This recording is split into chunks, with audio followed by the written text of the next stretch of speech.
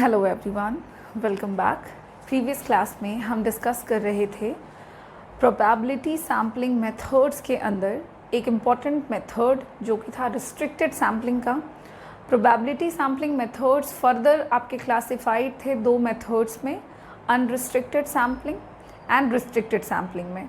Unrestricted sampling जिसे हम simple random sampling भी कहते हैं वो हम फिनिश कर चुके हैं, और रिस्ट्रिक्टेड सैम्पलिंग जिसको हम जिस मेथड के तहत जब हम सैम्पल चुनते हैं तो हम रैंडमली सैम्पल आइटम्स का सिलेक्शन ज़रूर करते हैं, बट कुछ रिस्ट्रिक्शंस को फॉलो करते हुए। और रिस्ट्रिक्टेड सैम्पलिंग मेथड के अंदर आपके तीन मेथड्स आते हैं मेन, जिनमें से पहला था स्ट्रेटिफाइड सैम्पलिंग, दूसरा था सिस्टमेटिक सैम्पलिंग और तीसरा था हमारा क्लस्टर सैम्पलिंग। अब इन तीनों में से पहला method which is stratified sampling वो हम लोगों ने हमारे प्रीवियस क्लास में फिनिश किया है।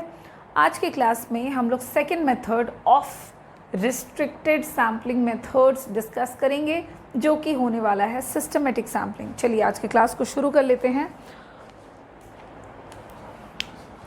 लेक्चर नंबर 6 होगा ये हमारा, और हम बात कर रहे हैं प्रोबेबिलिटी सैम्पलिंग मेथड्स के बारे में। सैम्पलिंग के दो मेन मेथड्स हैं, उनमें से पहला मेथड हम डिस्कस कर रहे हैं, और प्रोबेबिलिटी सैम्पलिंग मेथड के अंदर हमारे लिए दो मेथड्स आते हैं, मतलब हम दो मेथड्स डिस्कस करते हैं। एक तो अनरिस्ट्रिक्टेड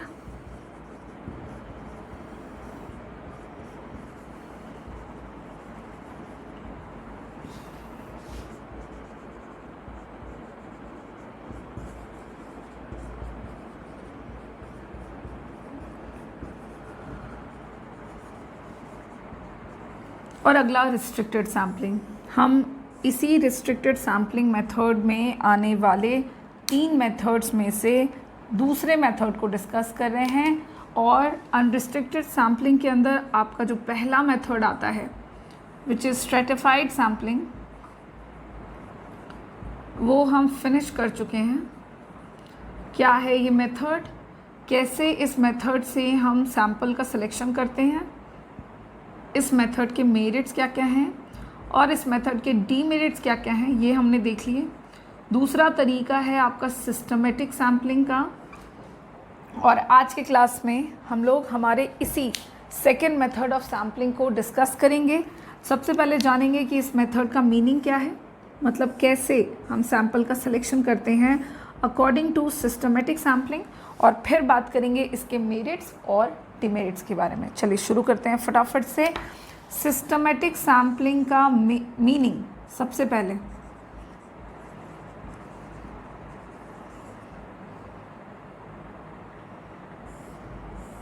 ये मेथड है क्या। तो अगर हम सिस्टमेटिक सैम्पलिंग मेथड की बात करते हैं या सिस्टमेटिक सैम्पलिंग की बात करते हैं, तो जैसा कि आप देख रहे हो ये प्रोबेबिलिटी सैम्पलिंग का पार्ट है, मतलब हर एक आइटम को इक्वल चांस देना है। रिस्ट्रिक्टेड सैम्पलिंग का पार्ट है, मतलब कुछ रिस्ट्रिक्शन फॉलो करना है। और सिस्टमेटिक सैम्पलिंग मेथड में आप सबसे पहले क्या करते हो कि पूरे पॉपुलेशन के आइटम्स का एक लिस्ट तैयार करते हैं, एक कंप्लीट लिस्ट तैयार करते हैं, और फिर उस तैयार किए गए लिस्ट में से हम nth आइटम को चूज़ कर लेते हैं या सेलेक्ट कर लेते हैं एज अ सैम्पल आइटम, और इस तरह से हमारा सिस्टमेटिक सैम्पलिंग हो जाता है तैयार, और सैम्पल हमारा सिस्टमेटिक मेथड से कंप्लीट हो जाता है। चलिए इसके मीनिंग को पहले हम देखते हैं। Method, a method in which items are a method in which out of complete list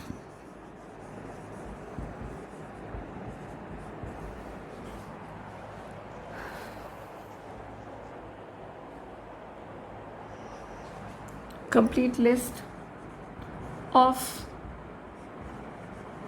available items in the population, population मतलब area under study, population every nth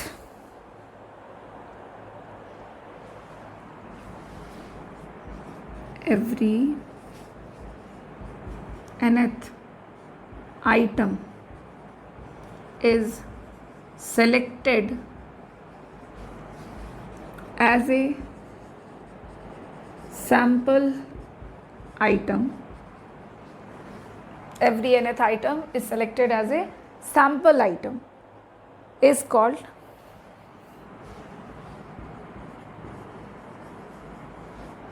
systematic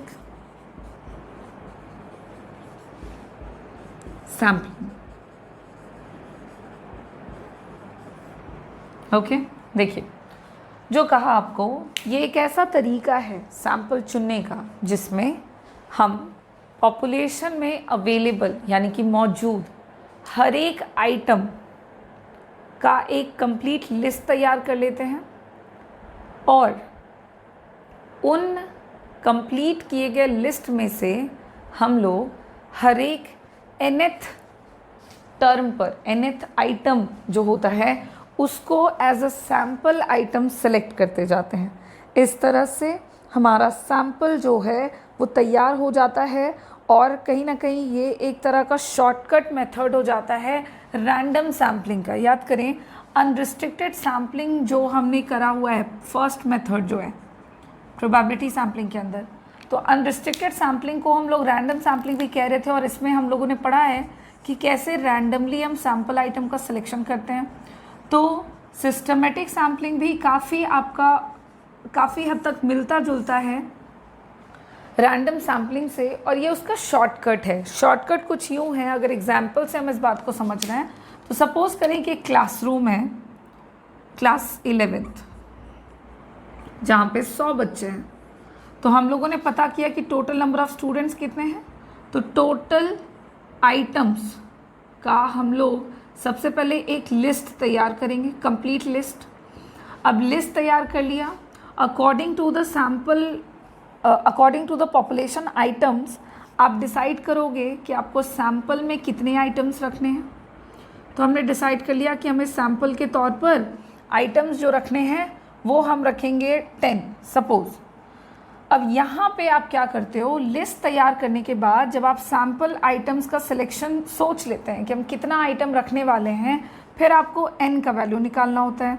n का वैल्यू निकलता है total number of items in the population divided by total number of items in the sample. इन दोनों को divide करेंगे तब value आया 10। अब ये 10 का मतलब हो गया हर एक 10th टर्म पर आने वाले आइटम को हम 1 बाय 1 करके सिलेक्ट करते जाएंगे एज अ सैम्पल आइटम, यानी कि 10th, 20th, 30th, 40th और इस तरह से करते हुए हम हर एक 10वें नंबर पर आने वाले सैम्पल आइटम को चुन रहे हैं और इस तरह से हमारा सैम्पल आइटम तैयार हो जाता है। 10 आइटम्स का फ़िलहाल हम यहाँ पे देख रहे थे और आप देखें कि 10 आइटम्स हमने सेलेक्ट कर लिए हैं आउट ऑफ 100 आइटम्स। और इसका सिलेक्शन हमने कैसे किया, तो पहले हम लोगों ने उसका लिस्ट तैयार किया, n का वैल्यू निकाला और फिर जा कर के हम लोगों ने हर एक nth टर्म पर, n का वैल्यू कुछ भी आ सकता है, तो हर एक n टर्म पर आने वाले आइटम को हम सेलेक्ट करते जाते हैं एज अ सैम्पल आइटम। और बिल्कुल यही लिखा हुआ है हमारे सिस्टमेटिक मेथड ऑफ सैम्पलिंग के मीनिंग पे। मीनिंग बिल्कुल यही लिखा है हम लोगों ने कि एक ऐसा तरीका जिसमें out of complete list population में मौजूद हर एक आइटम का हम एक लिस्ट तैयार कर लेते हैं, कंप्लीट लिस्ट तैयार कर लेते हैं और फिर हर एक आइटम्स में से उनमें से ही हम सेलेक्ट करते जाते हैं हर nth टर्म पर आने वाला आइटम। सी, एक ऐसा तरीका जिसमें हम लिस्ट तैयार कर रहे हैं available items in the population का और उनमें से आउट ऑफ उनमें से हर एक nth आइटम को सिलेक्ट करते जाते हैं एज अ सैम्पल आइटम, इसे ही कहते हैं सिस्टमेटिक सैम्पलिंग, जिसको हम लोगों ने कहा कि ये काफ़ी हद तक शॉर्टकट फॉर्म है आपके रैंडम सैम्पलिंग मेथड्स का, जहाँ पे हमने देखा कि हम रैंडमली काम कर रहे हैं, हम रैंडमली सेलेक्ट कर रहे हैं, हमें नहीं पता कि 10th नंबर पर कौन सा आइटम आएगा, 20th पर कौन सा आएगा, 30th पर कौन सा आएगा, तो काइंड ऑफ ये रैंडम है, प्रोबेबिलिटी सैम्पलिंग मेथड्स है, हर एक आइटम को चांस भी मिल रहा है कि कोई भी सेलेक्ट हो सकता है और n का वैल्यू जो आएगा वही चुना जाएगा एज अ सैम्पल आइटम। अब जानते हैं कि इस मेथड के इस्तेमाल से क्या क्या मेरिट्स हैं, लाइक इस मेथड को अगर हम यूज़ करते हैं तो इसके गुण क्या क्या है। सबसे पहला पॉइंट है कि systematic method of sampling is very simple method. ये बहुत आसान तरीका है, अगर आप ध्यान दें तो ये मेथड काफ़ी सिंपल है, काफ़ी कन्वीनियंट है to use as compare to other methods of random sampling और स्ट्रेटिफाइड सैम्पलिंग। जैसे रैंडम सैम्पलिंग की हमने बात करी फर्स्ट मेथड में, या फिर आप रिस्ट्रिक्टेड सैम्पलिंग में ही स्ट्रेटिफाइड सैम्पलिंग के बारे में हम लोगों ने पढ़ाया लास्ट क्लास में। तो आप उस तरह की किसी भी मेथड को जब कंपेयर करते हैं तो कंपैरिजन में आप पाते हैं कि सिस्टमेटिक सैम्पलिंग जो है वो काफ़ी आसान है, काफ़ी कन्वीनियंट है, इजी टू यूज़ है।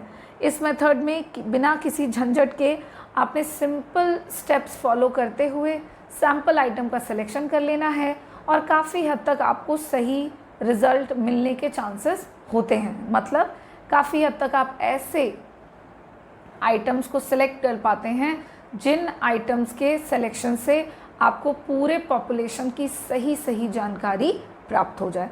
तो ये एक अच्छा तरीका है, सिंपल तरीका है, कन्वीनियंट मेथड है। नेक्स्ट पॉइंट है मेरिट में कि सिस्टमेटिक सैम्पलिंग जो मेथड है ये देखिए बायस्ड नहीं है, इट इज़ नॉट बायस्ड। अगर आप ध्यान दें, मान लीजिए कि हमने लिस्ट तैयार किया था और लिस्ट में से मुझे 50वें नंबर पर आने वाला जो बच्चा था या जो भी आइटम था मुझे वो सेलेक्ट करना था, तो क्या जानबूझ के इस मेथड की मदद से हम ऐसा कर सकते हैं? तो इसका जवाब ना है, आप नहीं कर सकते, क्योंकि इस मेथड में कम्प्लीटली सैम्पल आइटम का सिलेक्शन डिपेंड करता है n के वैल्यू पर, nth टर्म पर, और n का वैल्यू क्या आएगा इस बात को आप अपने तरीके से इन्फ्लुएंस नहीं कर सकते, प्रभावित नहीं कर सकते। यहाँ पे कोई पॉसिबिलिटी आपको नहीं मिलेगी पर्सनल बायसनेस की, स्पेशली बाय द इन्वेस्टिगेटर, क्योंकि हर एक nth आइटम ही सेलेक्ट होगा एज अ सैम्पल आइटम। आप चाह के भी अपनी मर्ज़ी के आइटम को सैम्पल आइटम के तौर पर चुन नहीं सकते, ना ही अपनी मर्ज़ी से किसी पर्टिकुलर आइटम को सैम्पल आइटम के तौर पर सैम्पल में से चुने जाने से रोक सकते हैं। तो यहाँ पे आप रैंडमली काम कर रहे हैं, पर्सनल बायसनेस के चांसेस नहीं हैं, और ये इस मेथड का एक मेरिट है, क्योंकि अगर आप बायस नहीं हो सकते मतलब जो रिज़ल्ट आपको मिलेगा वो काफ़ी हद तक सही मिलेगा, रिलायबल मिलेगा। Next point,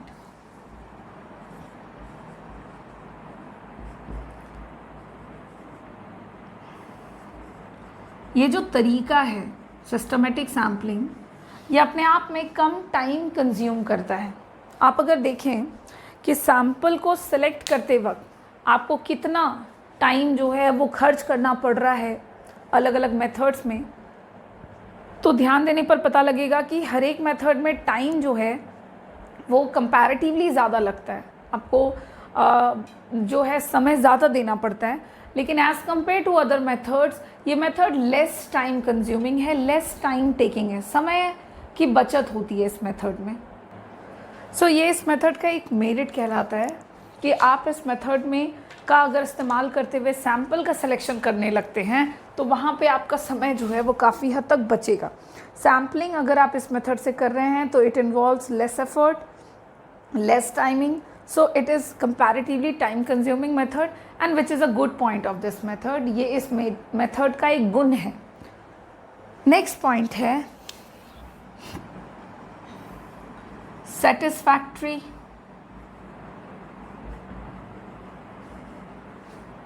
conclusions.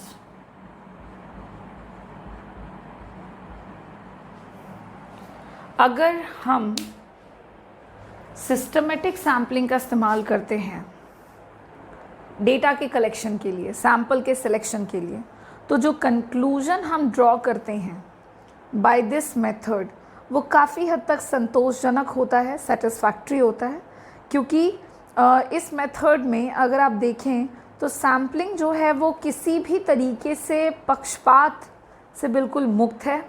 इन्फॉर्मेशन प्राप्त करने के लिए आप सैम्पल आइटम्स पर डिपेंड कर रहे हैं, और यहाँ पे जो सैम्पल आइटम्स का सिलेक्शन होगा, यहाँ पे मतलब इस मेथड की मदद से वो सैम्पल आइटम्स आपस में होमोजीनियस नहीं होंगे। मतलब कहीं ना कहीं आप चूँकि रैंडमली काम कर रहे हैं, सिस्टम को ज़रूर फॉलो कर रहे हैं लेकिन आप काम रैंडमली कर रहे हैं, तो जब आप ऐसा करते हैं तो काइंड ऑफ आपको काफ़ी हद तक जो जानकारी प्राप्त होती है वो संतोषजनक हो जाती है। किसी भी तरह से आपको एक ही तरह की जानकारी, जैसे मान लीजिए कि टोटल सैंपल थे हमारे 100 आइटम्स, उसमें से हमको 10 चुनना था, तो मे बी 10 ऐसे बच्चे आ जाते, या जो भी जानकारी आप प्राप्त करना चाहते थे उसके लिए 10 ऐसे सैंपल आइटम का सिलेक्शन हो जाता जिससे कि आपको सही जानकारी नहीं मिल पाती। लेकिन क्योंकि हम सिस्टमेटिक सैम्पलिंग मेथड का इस्तेमाल कर रहे हैं और इस मेथड का इस्तेमाल करते हुए डेटा का कलेक्शन करेंगे, तो यहाँ पे आप पहले उनका लिस्ट तैयार कर रहे हैं और फिर उसमें से हर एक nth आइटम का सिलेक्शन कर रहे हैं। तो यहाँ पे जो रिज़ल्ट मिलेगा वो काफ़ी संतोषजनक मिलेगा, और ये इस मेथड का एक इम्पॉर्टेंट मेरिट का पॉइंट है। इस तरह से कुछ ये बेसिक पॉइंट्स हैं जिससे हमें सिस्टमेटिक सैम्पलिंग मेथड्स के मेरिट्स का पता लग जाता है कि इस मेथड के क्या क्या गुण हैं। और अब हम लोग जानते हैं, आगे चलते हैं और बात करते हैं कि इस मेथड के डीमेरिट्स क्या क्या हैं। मेरिट्स तो देख लिया हमने, अब आगे हम लोग देखेंगे इस मेथड के डीमेरिट्स क्या क्या हैं। सिर्फ मेरिट्स तो हो नहीं सकते हैं, डीमेरिट्स भी हैं, और क्या क्या डीमेरिट्स हैं उनको अगेन हम पॉइंट वाइज ही डिस्कस करेंगे। और सबसे पहला पॉइंट जो इस मेथड के डिमेरिट को बतलाता है, इसके अवगुण को बतलाता है, दैट इज़ अनफेयर। देखिए ये एक ऐसा तरीका है जो अनफेयर है। डिमेरिट में ये कहा जा सकता है कि ये तरीका अपने आप में अनफेयर है। अनफेयर इस मेथड को इसीलिए कहा जा रहा है या कह रहे हैं क्योंकि जब हम सिस्टमेटिक सैम्पलिंग का इस्तेमाल करते हैं डेटा कलेक्शन के लिए, तो होता क्या है कि हर एक आइटम इन द यूनिवर्स उनको इक्वल चांस नहीं मिलता है कि उनमें से कोई भी सैम्पल आइटम के रूप में सेलेक्ट हो सकता है। सिर्फ एक्सेप्ट उन्हीं आइटम्स को यहाँ पे आप सैम्पल आइटम के तौर पर चुनते हैं जो कि n नंबर पर आएंगे। मतलब रैंडमली ही काम कर रहे हैं लेकिन हर एक आइटम को चांस नहीं दे रहे हैं। कहने का क्या मतलब हुआ, तो जैसे ये जो एग्जाम्पल हमने यहाँ लिया हुआ है, 100 बच्चे थे, 10 बच्चों को चुनना था, हम लोगों ने सिस्टमेटिक सैम्पलिंग कर लिया। अब हर एक nth टर्न पर आने वाले बच्चों को चुनेंगे। अब 10 आ गया मान लीजिए n का वैल्यू जो कि इस एग्जाम्पल के अकॉर्डिंग है। अब 10th 20 30 इन सारे नंबर्स पर आने वाले बच्चे सेलेक्ट हो रहे हैं, लेकिन 10 से 20 के बीच में कुल 9 बच्चे हैं, उनको मौका नहीं मिला कि उनमें से कोई भी सैम्पल आइटम के रूप में चुना जाए। इस तरह से ये तरीका बेशक रैंडम सैम्पलिंग का है, बावजूद उसके ये अनफेयर है क्योंकि ये हर एक सैम्पल पॉपुलेशन के आइटम को इक्वल चांस नहीं देता कि वो सैम्पल के आइटम्स बन सकें, और इस तरह से इस मेथड का ये एक इम्पॉर्टेंट डिमेरिट काउंट होता है। ठीक उसी तरह से अगला पॉइंट अगर हम देखें तो नेक्स्ट पॉइंट जो आपको सिस्टमेटिक सैम्पलिंग मेथड का डिमेरिट बताएगा, दैट इज़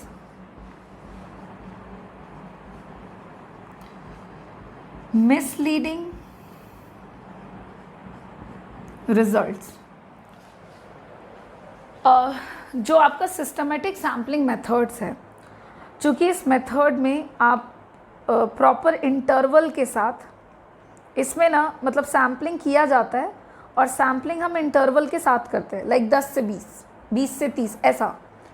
तो यहाँ पे क्या हो रहा है कि बीच के जितने भी आइटम्स हैं उनको कंसीडर ही नहीं किया हमने, और क्योंकि बीच के आइटम्स जो हैं लाइक 10 से 20 अगर हम कह रहे हैं तो बीच में 9 आइटम्स हैं, और जब हमने उनको कंसीडर नहीं किया तो इससे होगा ये कि हो सकता है कि आपको जो रिज़ल्ट मिलेगा वो प्रॉपर ना मिले, सही ना मिले, और उससे जो आप रिज़ल्ट निकालेंगे वो हो सकता है कि आपको संतोषजनक ना मिले, आपको ऐसा रिज़ल्ट मिल जाए जो कि गलत हो, या फिर आपको उस पॉपुलेशन की पूरी जानकारी ना दे जिस पॉपुलेशन की जानकारी आप पाना चाहते हैं, पूरी या फिर सही जानकारी प्राप्त करने के उद्देश्य से हम ये काम कर रहे हैं। और अगर हमने इस मेथड का इस्तेमाल करा तो चांसेस हैं, देखिए चांसेस की बात हो रही है, ऐसा नहीं कि हमेशा ऐसा ही होगा, बट ऐसा हो सकता है कि आपको जो रिज़ल्ट मिल रहा है वो मिसलीड करने वाला मिल रहा है, कंफ्यूजिंग रिज़ल्ट मिल रहा है।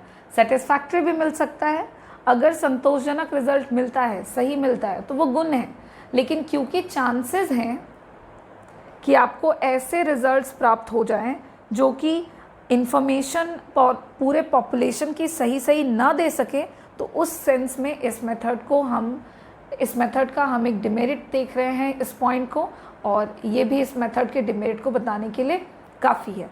नेक्स्ट पॉइंट, अगर हम बात करें इसी मेथड की डिमेरिट की, तो अगला पॉइंट है कि अगर आप सिस्टमेटिक मेथड का इस्तेमाल करना चाहते हैं तब जब साइज ऑफ पॉपुलेशन या फिर यूनिवर्स बहुत ज़्यादा लार्ज हो, अगर यूनिवर्स का साइज़ बहुत लार्ज हो, बड़ा हो, तो वैसी स्थिति में सिस्टमेटिक सैम्पलिंग जो तरीका है सैम्पल चुनने का, ये सूटेबल नहीं होता, क्योंकि इस मेथड में आपको क्या करना है, तो सबसे पहले आपको कंप्लीट लिस्ट तैयार करना पड़ता है, हर एक सैम्पल आइटम का लिस्ट बनाना पड़ता है जो कि पॉपुलेशन में मौजूद होते हैं।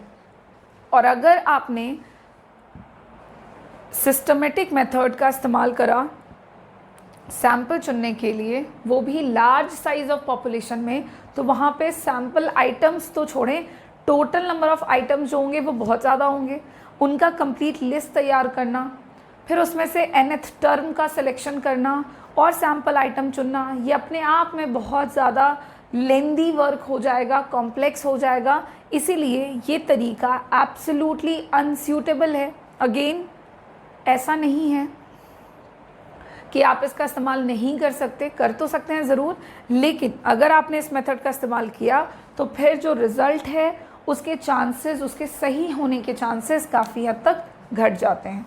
और इस तरह से ये कुछ पॉइंट्स हैं जो कि सिस्टमेटिक मेथड्स ऑफ सैम्पलिंग के डिमेरिट्स को बतलाते हैं, और डिमेरिट्स के पॉइंट को फिनिश करने के साथ साथ हमारा second method which is systematic sampling method यहाँ पे कंप्लीट होता है, जिसको हम रिस्ट्रिक्टेड सैम्पलिंग के अंदर डिस्कस कर रहे थे।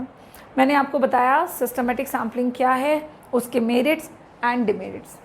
नेक्स्ट क्लास में हम लोग रिस्ट्रिक्टेड सैम्पलिंग के अंदर आने वाला एक तीसरा तरीका भी है स्ट्रेटिफाइड सिस्टमेटिक के अलावा, third method is cluster sampling, और ये क्या होता है, अगेन उसको कब यूज़ करेंगे, उसके मेरिट्स एंड डिमेरिट्स की बातें हम हमारे नेक्स्ट क्लास में करेंगे। Thank you.